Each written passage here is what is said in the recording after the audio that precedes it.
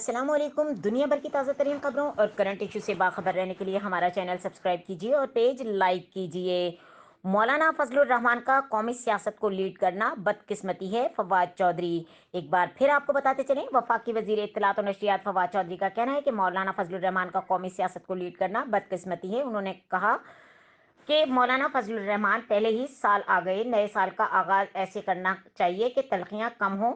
جے you آئی یا T L P کی election میں جیت بدقسمتی کی علامت ہوتی ہے، بڑی سیاسی جماعتوں کو خیال کرنا چاہیے۔ انہوں نے کہا کہ احتساب کے عمل سے پیچھے نہیں ہٹیں گے، ملزمان سے پیسے ریکور بھی کیے، لیکن مرکزی ملزمان باہر ہیں، عام آدمی احتساب کے عمل سے مطمئن نہیں۔ وفاقی وزیر نے کہا کہ اپوزیشن کی نہ کوئی پالیسی ہے نہ نظریہ۔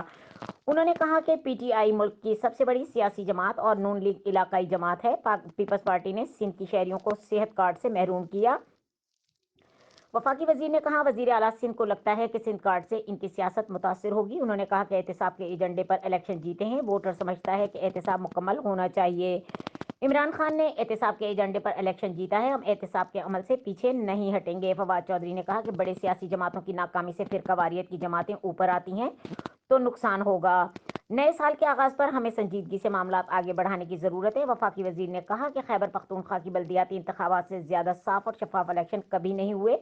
ایسا سسٹم بنانا چاہتے ہیں جس میں صاف اور شفاف انتخابات ہوں۔ پی ٹی آئی ملک کی سب سے بڑی سیاسی جماعت ہے، نون لیگ علاقائی جماعت ہے۔ بڑی سیاسی جماعتوں کو اپنے رویے اور سیاست پر نظر ثانی کرنی چاہیے۔